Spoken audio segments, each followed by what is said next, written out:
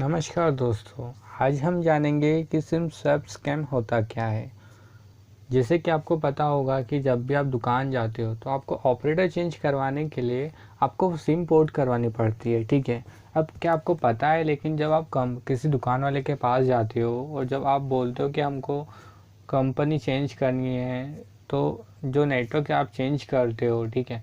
लेकिन क्या आपको पता है, जब आप नेटवर्क चेंज कर रहे हो तो जो आपकी पुरानी सिम होती है वो भी कुछ काम की हो सकती है। क्या आपने सोचा है? देखिए, सिम स्वैप फ्रॉड में ये होता है कि जब कब मान लीजिए कि आपके मोबाइल का नेटवर्क चले जाता कुछ समय के लिए, और जो स्कैमर होता है उसके पास फुल एक्सेस होता है कि वो आपका बैंक अकाउंट का पूरा जो है मतलब फुल एक्सेस कर सकता है, ठीक है। ऐसा क्यों होता है? क्योंकि जो आपका नंबर है उस वो नंबर एक्चुअली होता यूँ है कि वो पहले तो आपसे कुछ डिटेल्स मांगेगा, ठीक है। आपके पास वो कुछ एसएमएस करेगा, आपको कुछ लिंक्स भेजेगा, आपको मेल भेजेगा, या फिर आपको कॉल करके बोलेगा कि आपको डिटेल भेजनी पड़ेगी, ठीक है। क्योंकि देखिए, जब तक वो एक स्कैमर कम उसको भी तो कंपनी को बताना पड़ेगा कि भैया इस नंबर की सिम हमको एक्सेस करवाना है, तो कंपनी तो ऐसे तो एक्सेस करने देगी नहीं। इसलिए सिम स्वैप फ्रॉड में ये होता है कि जो स्कैमर होता है, स्कैमर पहले क्या करता है कि एक आम इंसान से थोड़ी सी उसका डेटा निकलवाता है, ठीक है। अभी रिसेंटली क्या हुआ कि इन जून 2019 में जून में एक सीनियर सिटीजन था उसने रिपोर्ट करा कि उसके 25 लाख रुपए उसके बैंक अकाउंट से चले गए, सिर्फ सिम स्वैप फ्रॉड के कारण। ऐसा क्यों हुआ? क्योंकि ये एक नई टेक्निक आई है। देखिए, एक समय था जब हम ओटीपी शेयर करते थे, तब जाके एक फ्रॉड जो रहता था वो हमारा बैंक का पैसा निकाल देता था। उस एक टाइम था जब हम बोलते थे कि अरे भैया, अगर हम ओटीपी शेयर करेंगे तो ही हमारे बैंक का अकाउंट का पैसा निकल सकता है, ठीक है। एक स्कैमर हमारा पैसा तभी लूट सकता है जब हम ओटीपी बताएंगे। लेकिन गाइस, आज एक ऐसी जनरेशन और एक ऐसी इतनी टेक्निक आगे बढ़ चुकी है कि अब हमें ओटीपी की ज़रूरत भी नहीं पड़ती है। एक स्कैमर को ओटीपी की ज़रूरत भी नहीं पड़ेगी, यकीन मानिए। तो ये सिम स्वैप फ्रॉड यही होता है कि इसमें ओटीपी की ज़रूरत क्यों नहीं पड़ती है। क्योंकि देखिए, पहले तो ये होता है कि एक स्कैमर आपको कॉल करेगा, आपको कुछ लिंक सेंड करेगा और थोड़ा सा डेटा वो अपने पास रख लेगा। कि जैसे कि आपको उसने एक स्कैमर ने आपको एक कोई सी लिंक भेज दी, आपने उस पर क्लिक कर दिया और आपने अपना डेटा दे दिया। अब आपने कुछ डेटा दे दिया, मान लीजिए आपको कुछ डेटा चले गया, ठीक है। तो वो सारा डेटा लेके वो जाएगा कहाँ? उस एक कंपनी के पास कि सर ये सिम है और इसको ये सिम ख़राब हो चुकी है और हमको नई सिम चाहिए। ये स्कैमर बोलता है। वो एक फेक डेटा लेके जाता है, जो भी आप डेटा देते हो वही डेटा कंपनी के पास लेके जाएगा, बोलेगा उसको नई सिम चाहिए, ठीक है। तो जब कंपनी पोर्ट के लिए एक्सेस कर देती है, पोर्ट के लिए हाँ कर देती है, तो होता यूँ है कि जो आपके पास मोबाइल रहेगा, ठीक है, आपके पास जो मोबाइल रहेगा उसका नेटवर्क चले जाता है। और ऐसे टाइम पर जब नेटवर्क चले जाएगा आपके मोबाइल में, तो फिर ये होता है कि वो जितने भी ओटीपी आएंगे, जितने भी टेक्स्ट आएंगे, वो सारे स्कैमर के मोबाइल पे आते हैं, ठीक है। अभी जो आपका नंबर है वो स्कैमर के पास पहुंच चुका होता है और आप कुछ भी नहीं कर पाओगे। ऐसे में आपको ज़रूरत है कि जैसे कि अगर मान लीजिए आपके मोबाइल का नेटवर्क जा रहा है, तो आपको समझना पड़ेगा आखिर वो क्यों जा रहा है।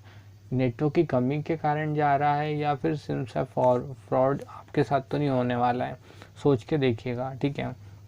तो इसमें यही होता है गाइज, क्योंकि ये बहुत पहले होता था लेकिन अभी फिर से स्टार्ट हो चुका है ये स्कैम। तो there are many times when you need to get your SIM swap, ठीक है। जब भी आपको लगता है कि आपको सिम स्वैप, देखिए सिम स्वैप क्यों करवाते हैं हम? क्योंकि मान लीजिए कि आपका जो सिम है वो थोड़ी सी क्रैक हो गई है, या फिर आपको दूसरे ऑपरेटर में चेंज करवाना है, ठीक है। तो इसके लिए, या फिर डैमेज हो जाती है सिम, या फिर आपको नेटवर्क चेंज करना है, या फिर बोलते हैं ना जो माइक्रो, उसको छोटी करवा के लोग अपने मोबाइल में लगवाते हैं। तो बहुत सारी चीज़ें होती है, इसलिए ये यूज़ होता है। सिम को हम इसलिए स्वैप करते हैं, या फिर कुछ प्रॉब्लम आ जाती है। मान लीजिए अब मेरी बात करता हूँ, तो मैं एक सिम लेने गया था, वो सिम का नेटवर्क नहीं चल रहा था, तो मेरे को दूसरी सिम दी, ठीक है। तो क्या आपको पता है कि आपकी सिम में भी कुछ ना कुछ डेटा होता है? ऐसा नहीं है कि वो सिम मान लीजिए काम की नहीं रहेगी, बहुत सारी चीज़ें होती है। और हम इन चीज़ों से कैसे बच सकते हैं कि इसके लिए आप सिंपल सी बात है, आप कभी भी लिंक पे क्लिक मत कीजिए।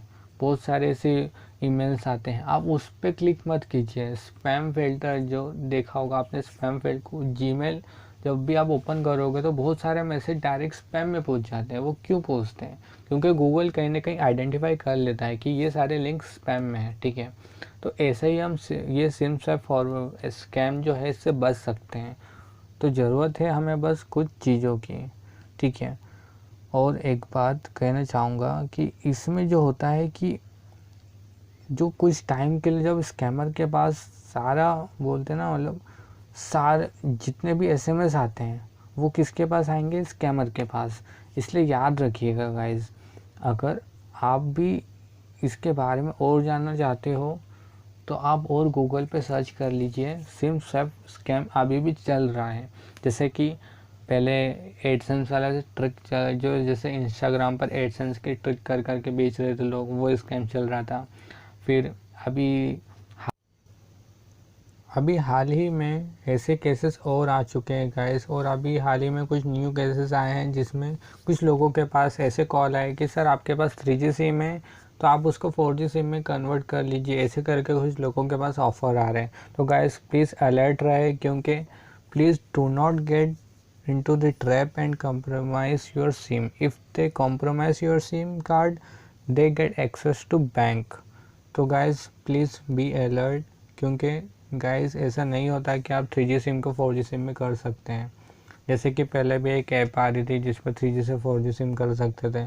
तो गाइस ये क्या होता है कि स्कैमर को चाहिए पॉइंट, इसलिए स्कैमर अब इस पॉइंट को यूज़ करके सिम स्वैप वाला फ्रॉड जो है यूज़ करने की कोशिश कर रहे हैं कि वो आपको ऑफ़र करेंगे कि सर आप आपके 3G सिम है आपको 4G में करवा देते हैं, आप बस इंफॉर्मेशन दे दीजिए। तो गाइस प्लीज़ अलर्ट रहें, किसी के साथ भी आपको पर्सनल डिटेल और बैंक डिटेल शेयर नहीं करनी है। कभी भी आधार कार्ड, पैन कार्ड किसी के साथ भी शेयर ना करें गाइस।